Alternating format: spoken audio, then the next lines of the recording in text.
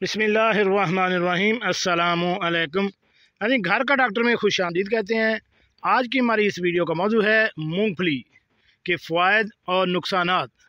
यानी अगर आप मूंगफली के शौकीन हैं तो ये वीडियो आपको लाजमी देखनी चाहिए, क्योंकि किसी भी चीज़ के जितने अगर ज़्यादा फ़वाइद हैं तो उसमें कुछ ना कुछ नुकसानात भी होते हैं।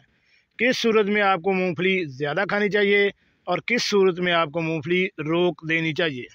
तो चलिए नाज़रीन, शुरू करते हैं आज की वीडियो। नाज़रीन, मूंगफली दुबले और कमज़ोर अफराद के लिए मुफीद है। कैंसर से मुफीद रखने में हमारी मदद करती है। मूंगफली में protein, calcium, vitamin E, vitamin B1, B6 और फास्फोरस शामिल होता है।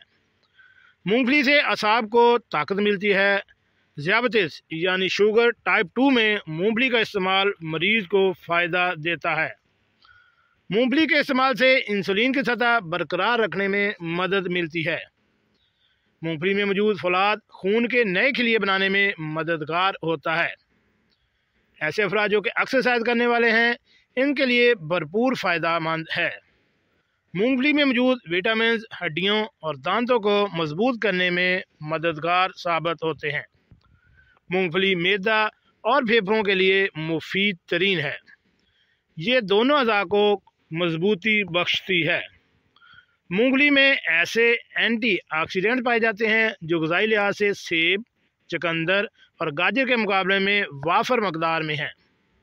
अगर आपके बाल गिर रहे हैं तो मूंगफली के इस्तेमाल से इसमें कमी आ सकती है। अब यह है कि कौन सी चीज़ें हमें मूंगफली किस सूरत में इस्तेमाल नहीं करनी चाहिए। तो एहतियात ये है कि डॉक्टर के मशवरे से हामिला ख़वातीन मूंगफली खाने के बारे में सोचें, क्योंकि इससे एलर्जी होने का खर्चा होता है। ख़ारिश होने की सूरत में मूंगफली का इस्तेमाल ना किया जाए तो बेहतर है। कच्ची मूंगफली की बजाय हमेशा भुनी हुई मूंगफली खाई जाए ताकि इससे बेहतर फ़वाइद हासिल हो सकें। जी नाज़रीन, कैसी लगी आज की हमारी ये मालूमाती वीडियो। हमारे इस चैनल को